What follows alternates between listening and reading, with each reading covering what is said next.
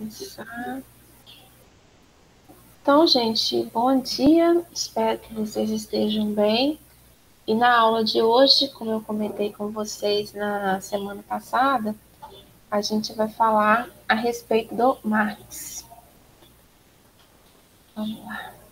Deixa eu fechar a janela aqui. Uma barulhada doida. Estou apresentando a tela inteira.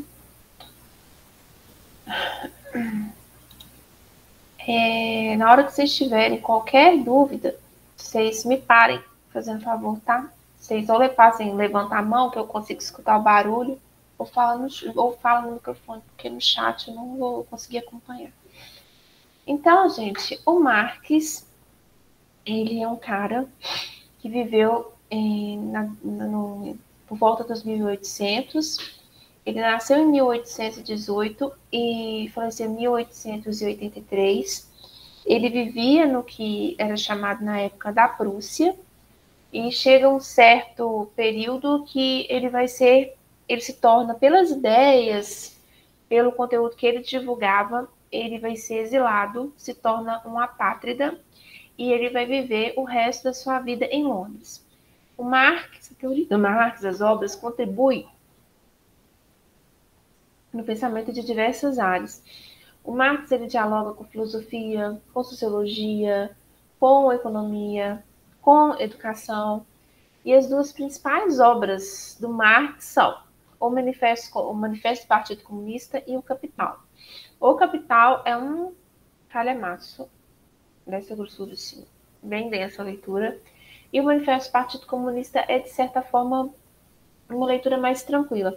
Porque o Marx, ele teve como ele era da questão dos sindicatos, ele teve muito material produzido como forma de mobilização, em forma de panfleto, então uma linguagem, de certa forma, mais fácil de ser entendida.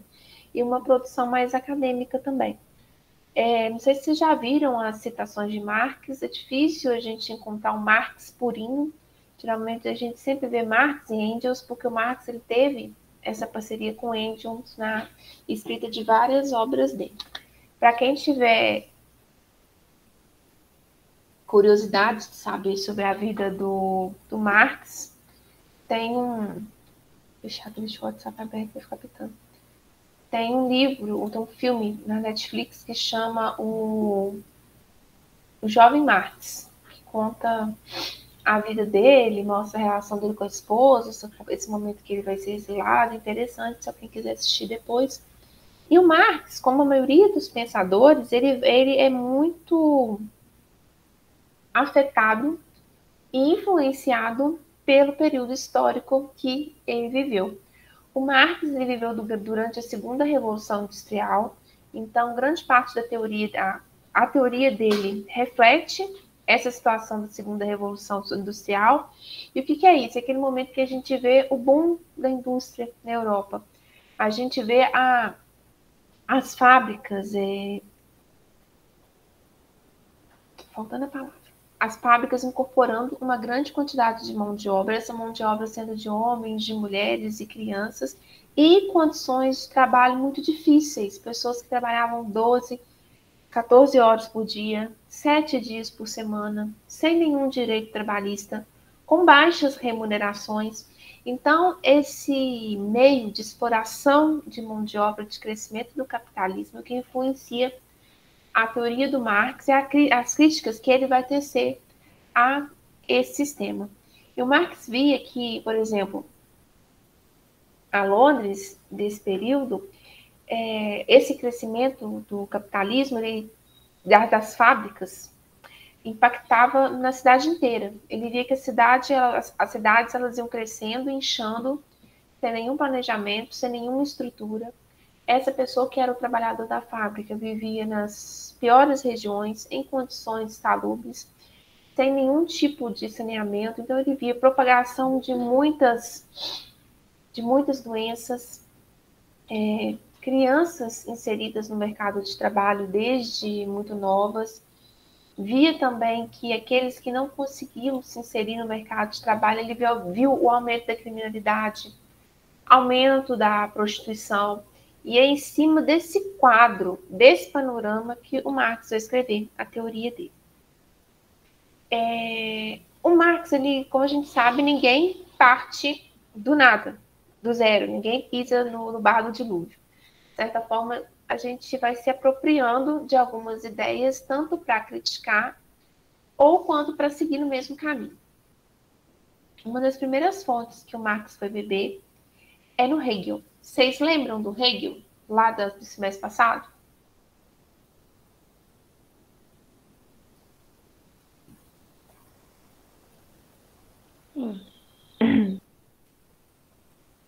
É claro, professora, que não. A gente não lembra do Hegel, né? Desse nível. Vamos lá. O Hegel, ele era um cara que acreditava que o que fazia o mundo mover, modificar, o que era o motor do mundo, era o pensamento, o plano das ideias. Então, para ele entender esse movimento das ideias, ele propôs 3 conceitos: o de tese, antitese e síntese. Porque o que acontece para ele? Uma ideia, ela nunca está pronta e inacabada. Ela está em constante processo de transformação. E no mundo nada é estático, porque as ideias elas vão se transformando, elas vão se movendo. É como se a gente tivesse uma ideia inicial ou uma pergunta inicial que a gente chama de tese. Essa pergunta inicial, ela se depara com uma nova ideia, uma nova resposta, que é uma antitese. Então, no encontro dessas duas, é como se elas se juntassem, se misturassem e gerassem uma terceira ideia. Essa terceira ideia seria uma conclusão, que seria a síntese, tá? Deixa eu pegar, peraí.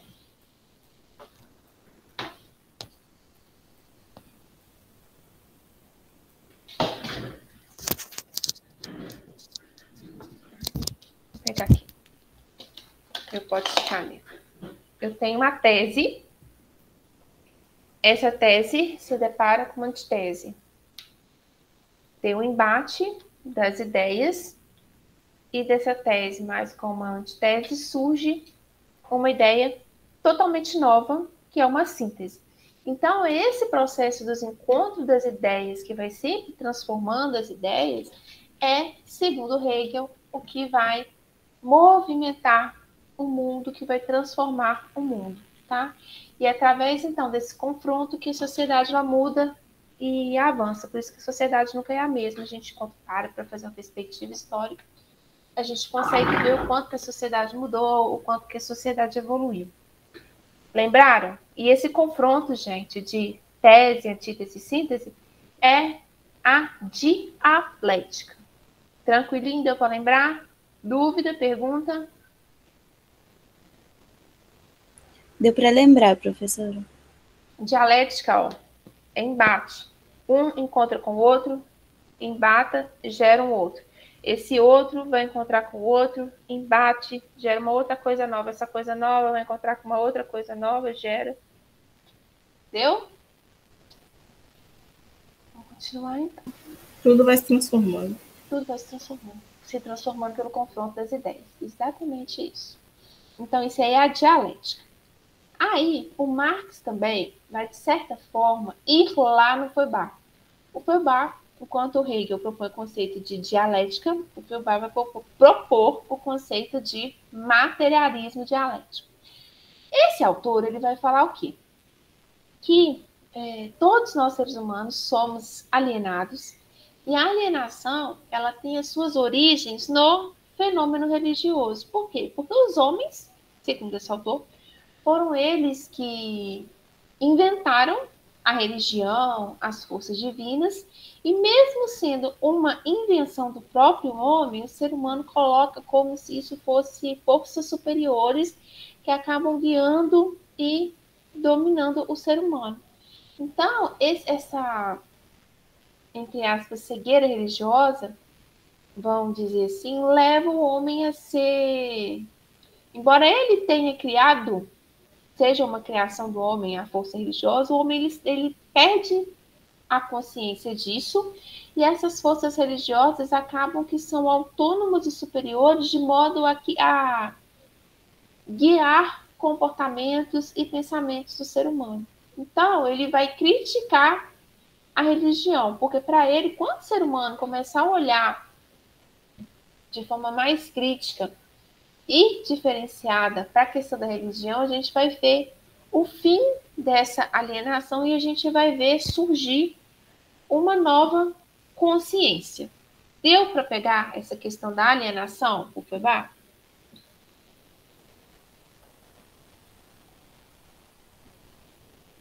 Eu acho que deu. Deu? Ninguém está com dúvida, não? Tranquilo. Então, Deu para pegar assim. o que ele vai fazer? O Marx gosta dessa ideia da alienação. Ele vai pegar, de certa forma, vai beber nessa fonte, mas ele vai falar, a questão é a seguinte, o ser humano realmente alienado, ele precisa de fazer uma crítica, de fazer uma reflexão, mas essa alienação é o resultado da própria ação humana. Então, Marx vai propor, vai juntar o Hegel com o Feuerbach e vai propor um dos seus principais conceitos, que é o de materialismo histórico dialético. O que é materialismo histórico dialético? Dialético vem do Hegel. O Hegel fala que é um embate que faz o mundo se modificar, se mudar. O Marx, ele dá uma adaptadinha na teoria e fala, não é necessariamente um embate de ideias que faz o mundo mover, não. O que move o mundo é a contradição. Então, dialética, para Marx, é contradição. E o Marx, ele é um cara que viveu o boom da desgraça do capitalismo na Europa, dos impactos desgracentos do capitalismo, digamos assim. Então, para ele, quando ele fala, tentem associar materialismo à questão material. Para ele, a sociedade é uma sociedade pautada no materialismo esse totalmente vinculado ao sistema capitalista, e o sistema capitalista, a base dele são as relações de produção. Relações de produção que, de um lado, a gente tem a burguesia e de outro nós temos o proletariado. Então, burguesia e proletariado estão em eixos opostos na história, e a contradição que existe na sociedade capitalista é a contradição que parte da diferença das condições de burguesia e proletariado. E o Marx fala o que também? A palavra do meio aqui que ele fala, capitalismo não nasceu do dia da noite, não. Nós não acordamos e falamos assim, viramos capitalistas. O capitalismo, ele é fruto de um processo histórico. E quem que faz a história? Quem produz a história? Produz a história e faz a história os seres humanos. Então, é materialismo histórico dialético, por quê? Porque a base de uma sociedade capitalista é o material, são as relações de produção. Histórico, porque nós não chegamos onde estamos do nada, tudo fruto de uma evolução histórica. E dialético, que a base da parada é a contradição entre burguesia e proletariado. Para o Marx, todas as coisas são compostas de matéria e todos os fenômenos são resultados da interação entre os materiais. É a matéria que é a base da sociedade capitalista, desse sistema. Tranquilo? Dúvida? Sem dúvidas. Tranquilo. Thaís. Oi. No caso, tipo assim, para cá o capital move o mundo. Seria assim? O dinheiro move o mundo?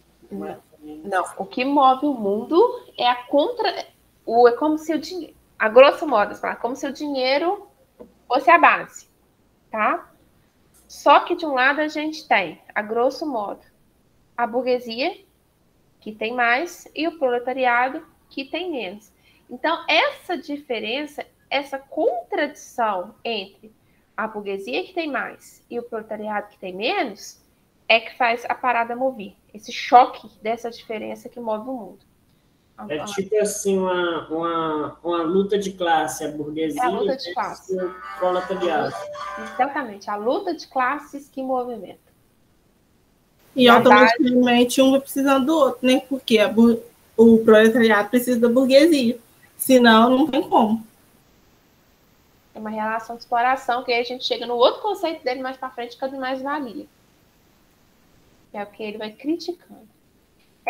Para o Marx, ele critica que os economistas que são contemporâneos a ele, eles não reconhecem a história que se manifesta na sociedade capitalista. E como eu disse para vocês anteriormente, para o Marx, essa sociedade capitalista é fruto de um processo histórico. Ele pega, por exemplo, os animais, por exemplo, uma onça está com fome, ela vai para a mata, caça aquele material, não, gente, eu falando, caça aquele animal, mata sua fome, resolvido o problema. Já o ser humano, na medida em que a sociedade ela foi evoluindo, que o homem ele foi transformando, que o animal ele se adapta, ele precisa da natureza para poder viver. Ele tem que se adaptar à natureza. O homem não. O homem ele conseguiu, através do trabalho, ir modificando a natureza para que ela o atenda da melhor maneira possível. Então, o ser humano, na medida em que as sociedades vão evoluindo, a gente se diferencia dos animais.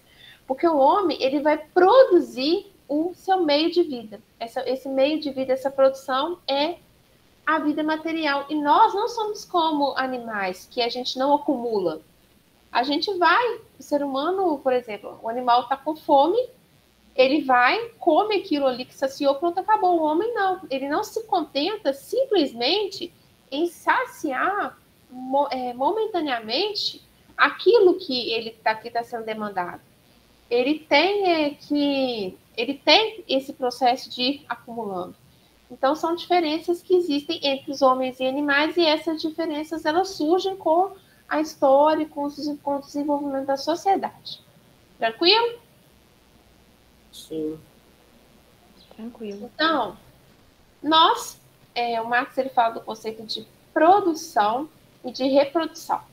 Os seres humanos, ao contrário dos animais, eles conseguiram dominar a natureza, transformar a natureza através do trabalho. Peguem aqui trabalho como uma modificação mesmo da natureza. E a partir do momento que a gente foi dominando a natureza e desenvolvendo esse trabalho, vão se mudando a forma como se estabelecem as relações sociais. Se a gente pensar, por exemplo, numa sociedade primitiva, tá todo mundo na mesma, não é? A gente tem, tipo assim, são pouquíssimas segmentações. Todo mundo trabalha em prol da subsistência. Na medida que a gente vai evoluindo, a gente vai ver que a gente não trabalha mais só em favor da subsistência. A gente, de certa forma, vai trabalhando em favor de um acúmulo de riqueza. Então, na medida que o homem ele vai transformando a sociedade, transformando a natureza, conseguindo acumular, são estabelecidas novas relações sociais, e essas relações sociais estão associadas à questão da produção e geram novas necessidades que impactam em exigências físicas e naturais e que impactam na nossa existência social.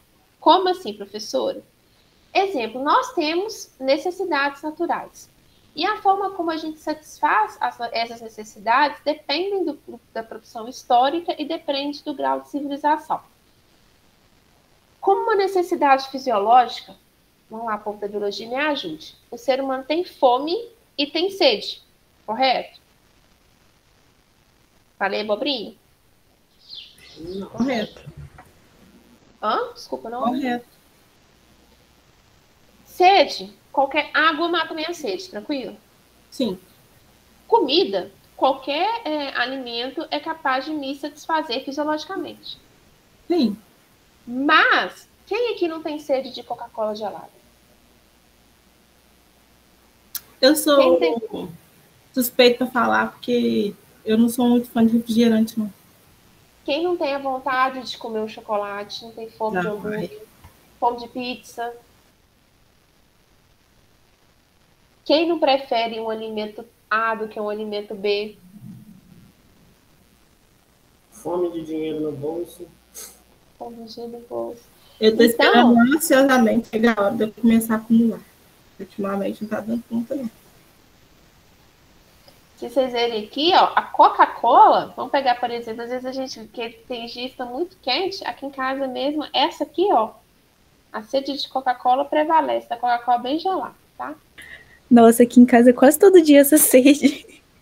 Tem uma criança aqui em casa que é fora do normal com Coca-Cola, gente. Meu marido foi desmamado com Coca-Cola. Não tem condição. A sede da Coca-Cola. A Coca-Cola, vamos destrinchar a Coca-Cola. A Coca-Cola, ela não foi produzida pelo homem? Foi lá uma criatura que não sei em que momento da história misturou água, botou gás, botou noz moscada, extrato de coca e fez refrigerante? Sim. A produção, a partir do momento que ele criou e começou a produzir, a Coca-Cola hoje você pode ir em qualquer lugar, gente, você acha Coca-Cola. O troço é enraizado, vamos combinar. Acho que no Brasil, qualquer supermercado que vocês vão, vocês acham Coca-Cola para comprar. Pode ser um mercadinho do bairro que tem Coca-Cola. Tô falando mentira? Gente, tem gente, tipo assim, no meu serviço, que chega às 7 horas da manhã com a Coca 600 na mão. Eu fiquei, tá ficando doido? O que tá acontecendo? Coca 600.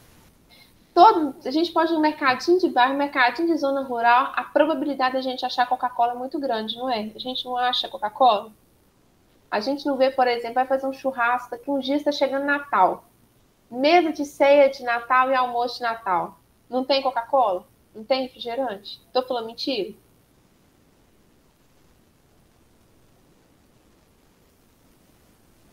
Estou falando mentira, gente? Não, sempre tem uma Coca em qualquer lugar. A gente vai fazer qualquer confraternização, o que a gente faz? Põe salgadinho, refrigerante, traz a Coca-Cola. Gerou uma nova necessidade para nós, seres humanos, que impacta na nossa sociedade de uma forma ou de outra. A gente precisaria, fisiologicamente, de água. O nosso corpo não tem necessidade de Coca-Cola. Mas ela foi produzida e introduzida e pelo capital gera novas necessidades. Então, os homens, na medida que eles foram dominando a natureza, produzindo, eles vão criando novos objetos, e esses objetos vão sendo passados de uma geração em geração pela cultura. Por exemplo, todo mundo tem em casa, não tem? Garfo, faca e colher? Sim. Vocês sentam para almoçar comendo com a mão? Não. Não, sim, que a gente não tira a mão, né? Realmente, a frase foi mal construída. Alguém já vai comer direto? Não, tá difícil. Vocês têm hábito de almoçar sem uso de garfo, faca e colher? Não. Não, a casa todo mundo tem, gente. Todo mundo tem, todo mundo usa. Garfo, a gente precisa fisiologicamente disso aqui para poder se alimentar? Não. Mas isso aqui foi criado, produzido por uma criatura que eu não sei quem que é. Essa criatura, a produção dele criou-se a ideia de que nós temos necessidade de nos alimentarmos com o uso de garfo, faca e colher, e disso passa a exigir até uma estrutura física nova. A gente não tem que ter um lugarzinho na cozinha para poder deixar guardado, para poder lavar, deixar secando alguma coisa disso. Isso impacta na nossa existência enquanto sociedade. Se você chegar num restaurante self-service aqui de Muriaé, largar o garfo e a faca, começar a comer diretamente com a mão, olha, nó louca, pessoas sem hábito, pessoas sem modos. Você é visto com um olhar diferente. E é isso que o Marx nos convida a ir pensando de como que esse processo de produção vai gerando novas necessidades que vão impactando a nossa existência social e a gente acaba que nem percebe isso. Deu para pegar? Alguém tem mais algum exemplo?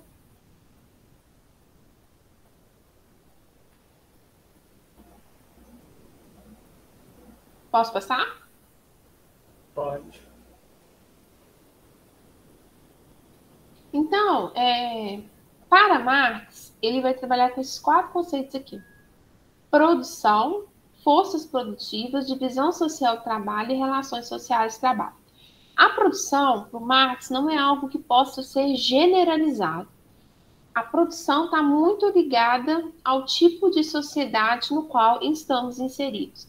Em sociedades primitivas, por exemplo, a produção era feita para subsistência. Em uma sociedade capitalista, a produção não é feita para sobrevivência. A base da produção é o quê? É o acúmulo de riqueza. E a produção, ela é construída pelos homens mas ela não parte de um desejo de um indivíduo, e sim de um coletivo. O Marx fala que, isso nós já vimos até anteriormente, na medida em que as sociedades elas vão evoluindo, começa-se a ser instituído a divisão social do trabalho. Quanto mais, entre aspas, evoluída uma sociedade mais a gente vai ver a divisão social do trabalho. Quanto mais vai ser inserida a questão do acúmulo do capital, do acúmulo de capital não, deixa eu trocar a palavra, acúmulo de riqueza, mais a sociedade ela tem divisão social do trabalho. A divisão social do trabalho é a nossa estrutura de classes. A gente tem, por exemplo, burguesia e proletariado, trabalho manual e trabalho intelectual. E na divisão do trabalho, a gente precisa pensar em outros dois conceitos. O de força produtiva, que é a ação do homem sobre a natureza, que envolve meios de produção e a força do trabalho, e as relações sociais do trabalho, que é a forma que se organiza para produzir. Quando a gente fala de força produtiva, a gente tem os meios de produção e a força de trabalho. Aí Marx fala da base da sociedade capitalista, a burguesia e o proletariado. O proletariado, ele tem isso aqui, ó, força de trabalho. E a burguesia, os meios de produção. Então, é bem o que alguém falou anteriormente, não lembro quem que é, dessa relação de dependência. O proletariado ele precisa de trabalhar para sobreviver. Então, nesse jogo, ele vai colocar à disposição aquilo que ele tem para poder prover sua subsistência, que é a força de trabalho. Já a burguesia, ela tem os meios de produção e vai, de certa forma, se aliar a quem vende a sua força de trabalho. Só que não é uma relação igualitária. É uma relação que é bem desigual entre as partes envolvidas nesse contrato. Tranquilinho? Sim. Então, o Marx fala que a sociedade é como se fosse uma pirâmide e a gente tem a estrutura e a superestrutura. Na base da pirâmide, nós temos a estrutura. A estrutura é como se a gente pensasse assim, é aquilo que a gente consegue, que é algo mais, que são as instituições políticas e sociais. É a força de produção, as relações sociais de produção, está na base. E essa estrutura impacta a superestrutura que está lá na ponta. O que é a superestrutura? A superestrutura seriam as ideologias políticas, as concepções religiosas, os códigos morais, os sistemas legais, a escola, os meios de comunicação, os sentimentos. Então, essa estrutura, por exemplo, numa sociedade capitalista, impacta a forma como isso aqui se estrutura. Vamos pensar um exemplo para ver se eu ajudo vocês a pensar. A pessoa é um trabalhador, trabalha 6 dias na semana pela nossa trabalha para poder viver. Então, nós temos o caso de pessoas que não conseguem tirar férias, porque se deixar de trabalhar um dia, não recebe, não tem o que comer. A gente já tem pessoas que trabalham, que têm trabalhos que garantem certos direitos trabalhistas, e elas já conseguem tirar, vamos lá, 1 mês de férias por ano. Só que o salário que ela recebe, salário esse que é totalmente influenciado pelas forças de produção, é suficiente para viver no dia a dia dela. Ela não tem condição de, durante as férias dela, falar que vai viajar. Aí a gente já tem um outro caso de uma pessoa que, por exemplo, é dona dos meios de produção. Vamos pegar, sei lá, o dono, sei lá, da fábrica grande. Que nem aquele cara, o dono da fábrica de óculos, o da Chili Beans. Ele é o cara que é dono do meio de produção. A situação dele não é a mesma situação dos empregados dele. Vamos dizer, por exemplo, ele pode pegar e viajar no momento que ele quiser, na hora que ele quiser. Até mesmo, outro exemplo, chegou o final de semana, você tem dia de folga. Tem gente que tem a possibilidade de ir ao cinema, porque tem grana para ir para o cinema, tem condição, tem outras pessoas que não têm. Então, é como que essa força do capital, dessa relação social de produção, que lugar que você está na divisão do trabalho, como isso impacta na sua superestrutura, nos códigos morais, nos sistemas legais, porque sempre tem um dominante e sempre temos um dominado. E os valores dos dominantes geralmente são aqueles que são legitimados e que vão vir assim, com tudo e mais um pouco em cima de quem é dominado. Tranquilinho ou embolei muito? Tranquilo. Então, o Marx ele não deixou uma teoria sistematizada, prontinha, sobre classes sociais. Existem pessoas que fazem leitura do material dele, tentam juntar o que está escrito em diferentes trabalhos para tentar organizar. E ele fala que, na medida em que o homem e as sociedades elas foram evoluindo, que elas foram gerando excedente de produção, a gente vai ver que vai se instituindo a divisão social do trabalho e a divisão de classes. Por exemplo, numa sociedade primitiva, todo mundo trabalha pela subsistência. Quando a gente vê que a gente chega do período que começa a produção manufatureira, que começam as primeiras indústrias, a gente já vai ver quem que é dono, por exemplo, da ferramenta, quem não tem a ferramenta, mas precisa de trabalhar para aquele que tem a ferramenta para poder sobreviver.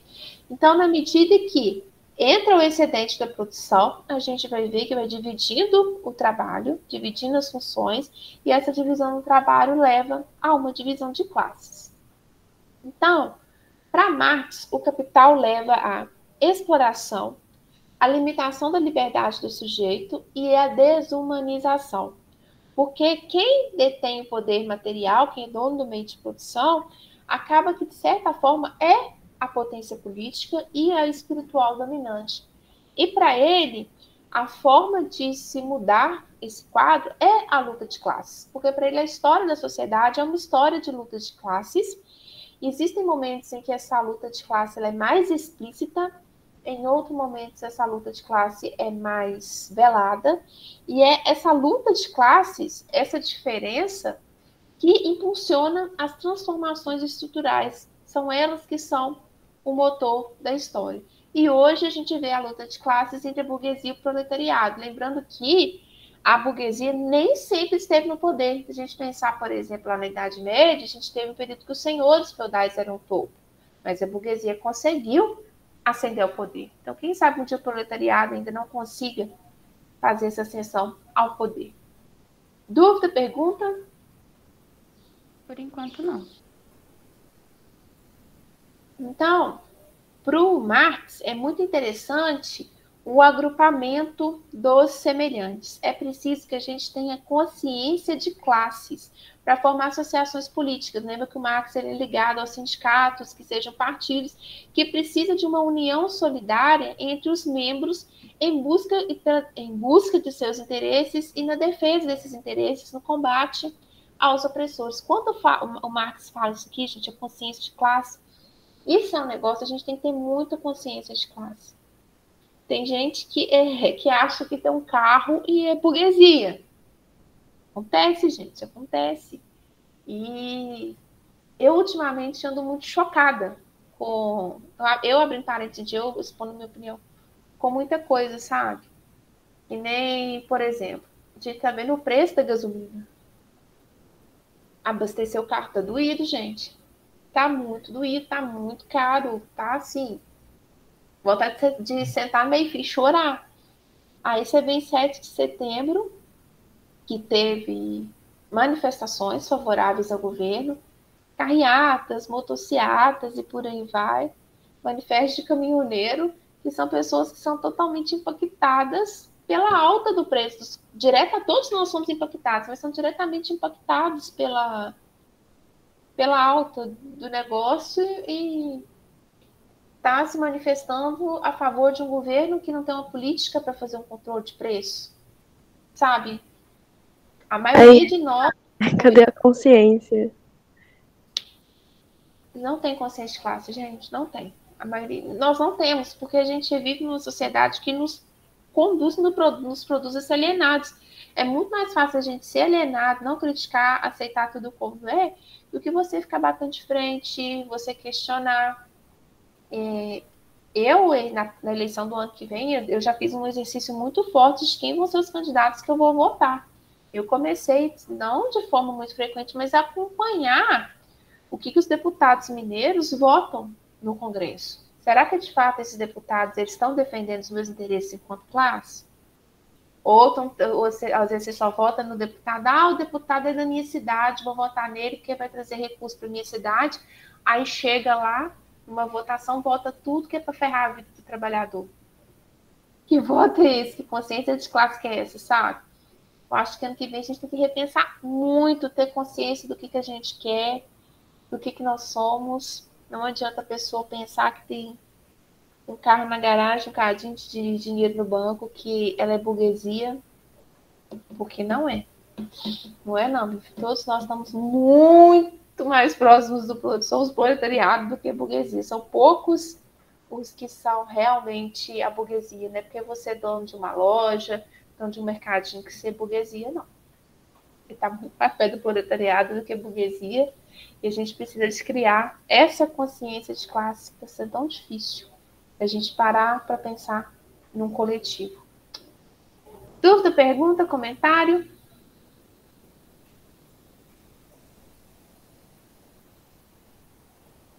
Não?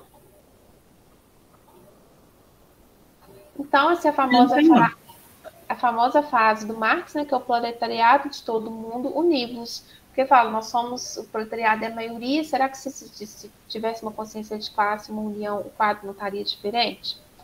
Então, outro conceito de Marx que eu comecei a falar com vocês é o de mais-valia, que é bem isso aqui, ó, dessa imagem. Vou tentar explicar mais-valia para vocês um exemplo. Eu sou dona de uma fábrica de calçados, tá? E um trabalhador da minha fábrica de calçados consegue produzir por dia 10 calçados. Cada calçado, eu vendo ele a R$100, tá? E tem R$100 de lucro na venda desse calçado. Então, numa semana, ele faz R$100, em 5 dias, R$500, em um mês, ele faz R$2.000 de lucro para mim de sapato. Aí, chega no final do mês, no sistema capitalista, vai ficar 1.000 para mim, que sou dona dos meios de produção, e 1.000 para ele que trabalhou? Não. O que acontece? Eu vou ficar, sei lá, com 1.500 e vou dar 500 para ele. Então, a mais-valia seria isso, essa diferença. A riqueza que o trabalhador ele acumula, ele produz, ele não tem acesso a toda essa riqueza, a todo o valor que a mão de obra dele gerou. Ele tem acesso apenas a uma pequena parcela disso. Isso é o que Marx chama de mais-valia. Tranquilinho? Então, eu vou pegar aqui a mais-valia. Isso aí é o que mais tem no mundo. Sim, se vivemos sociedades capitalistas, como a coisa funciona. É igual os produtores de leite. Eles vendem lá para a cooperativa o leite 90 centavos a R$1, e no final das contas, a cooperativa, na hora de vender lá, R$3,75, R$4,75. Ele vende 90 centavos, você vai no mercado, você compra um litro de leite a quanto, né? Pois é. Isso mesmo. E o Marx, ele fala também, esse conceito dele é interessante, que é o de fetichismo de mercadoria. Para ele, todos os produtos assumam, na medida que eles são transformados, eles assumem uma forma, e essa transformação se dá pela força de trabalho. E é a mercadoria que move o capitalismo. Então, a mercadoria ela tem o valor de uso e o valor de troca. O valor de uso é para que serve? Por exemplo, essa caneta aqui serve para eu corrigir prova, para eu fazer minhas anotações. Esse é o valor de uso dela. Ela me atende. É uma canetinha de R$2. Ela satisfaz a minha necessidade. Comprei por R$2. Essa caneta aqui também escreve, faz a mesma coisa. Ganhei de brinde numa loja 200 anos atrás. Satisfaz a necessidade. Valor de uso delas é escrita, ambas têm a mesma coisa. Valor de troca. Vamos lá. Eu resolvi que eu tô enjoada desse marca-texto aqui. Tô achando ele muito cheguei, muito chamativo. Tô querendo trocar ele numa moto. Na moto do Erivelto. Erivelto, você topa trocar meu marcador de texto na sua moto? Depende, você vai voltar quanto? Não vou voltar nada, é só a troca. Não, Por quê? Porque a sua moto vale muito mais que o meu marcador de texto. A gente tem conceito que vale muito mais. A moto, o material que é feito a moto é um material que é muito mais caro, demorou muito mais tempo para ser produzido, envolve muito mais etapas no processo de produção. Marca-texto é plástico com coisinha de gel, um trocinho que eu compro R$ 5, o outro, sei lá, que eu compro 10, 20 mil.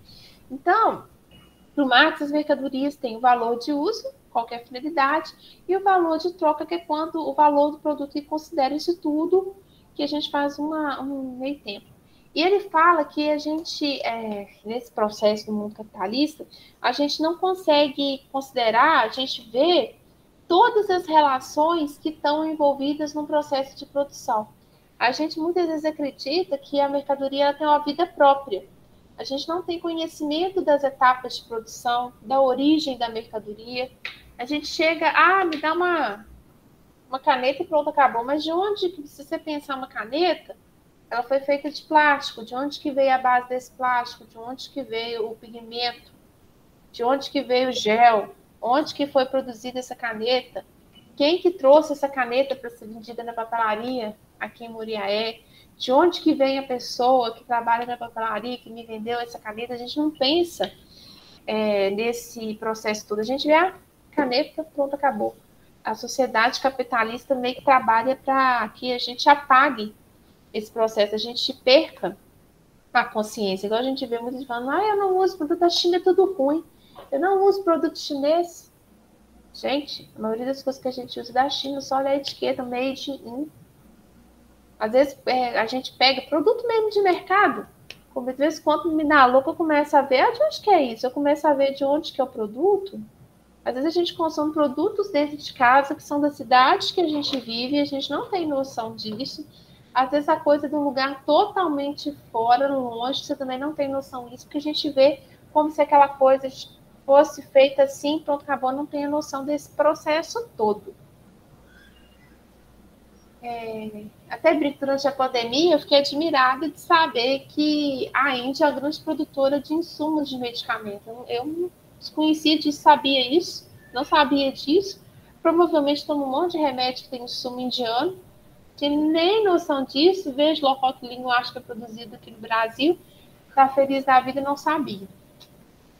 E assim a gente vai vivendo o fetichismo da mercadoria. Dúvidas, perguntas?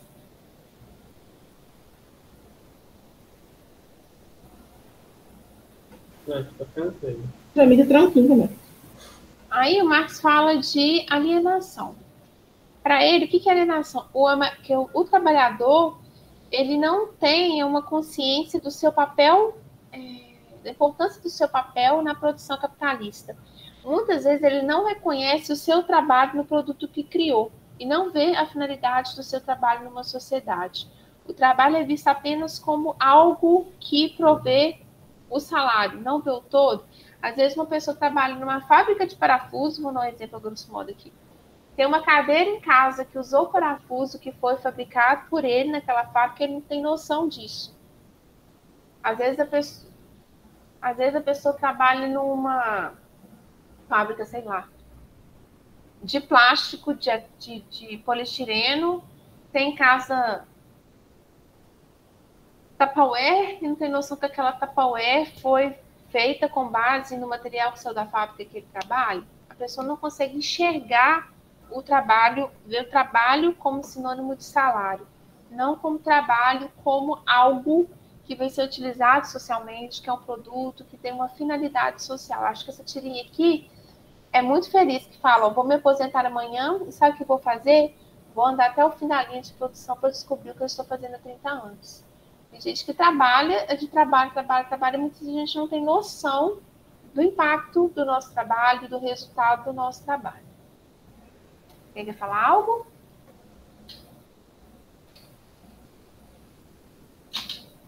Eles estão caladinhos hoje, estão pensativos?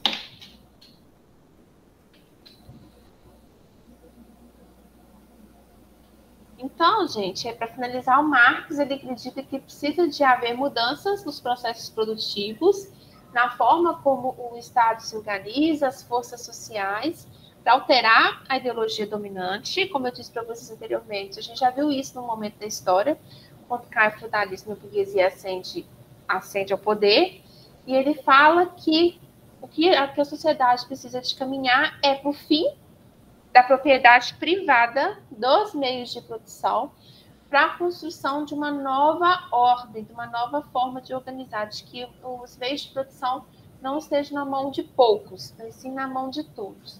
Então, para ele, seria necessário uma transição. Essa transição teria que ser uma ditadura para se chegar no ideal, que seria o comunismo. A gente viu em vários lugares do mundo as ditaduras, né, socialistas, a gente viu isso na Rússia, viu na China, mas o comunismo em si, que é tão falado, fulano de tal é comunista. Até hoje não vi comunismo, não. Porque, para o Marx, o comunismo, os princípios dele são a liberdade e o fim da alienação. A gente teria ainda a divisão do trabalho, mas uma divisão do trabalho que não seja em prol do lucro, mas para satisfazer as necessidades de todo mundo igual.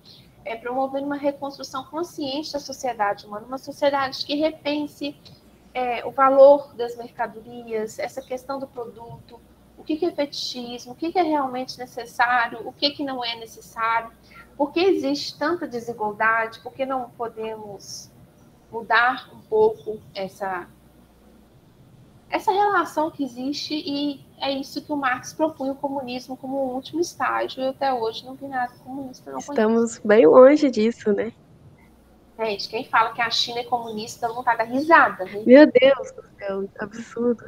Só dá uma olhada o quanto que o povo na China morre de trabalhar, o quanto que recebe, Pois é. o quanto que tem que produzir para chegar o produto, quantas pessoas estão milionárias na China sendo donos de fábrica e tal, e a China é comunista, tá? Esse negócio de comunismo, isso é só teoria, povo. Não existe. Então, você sempre vai ter é igual a pirâmide, sempre vai ter a base embaixo e em cima lá a torre, os grandes lá. Isso nunca vai mudar. Pode ser que um dia mude. Nada é estático. Não. Atualmente é difícil. O ser humano é muito complexo, sabe? O ser humano é muito complexo. Agora, falar que é comunista, gente. China, quem que é o outro, gente? Que foi Venezuela comunista, gente. A população passando fome. O governo vivendo do bom e do melhor, muita gente fazendo fortuna, o povo na miséria, e é comunista. Tem nada de comunista. Acho que estão trocando os sinônimos de ideologia com comunismo, sabe? Então tem que ter muito cuidado na hora que usa aí o termo. Acho que as pessoas deviam de ver o que significa comunismo e ver se de fato somos comunistas, né? O Brasil foi comunista. Gente, quando que na história do Brasil nós somos comunistas? De coração, nunca consegui identificar no decorrer da nossa história comunismo, não. Eu sempre vi uma coisa bem dividida. Quem tem, quem não tem que correr muito atrás da se lasca. Nunca enxerguei a implantação do comunismo no Brasil, nem caminhar para isso, não. E não corre atrás para você ver, não. Não corre atrás para você ver, não. O rico cada vez fica mais rico, o pobre cada vez fica mais pobre. E o motivo todo mundo já conhece, é que o de cima sobe, o de baixo desce. Desce muita coisa, hein, gente? Só ladeira abaixo. Nunca vi comunismo por aqui, não, sabe?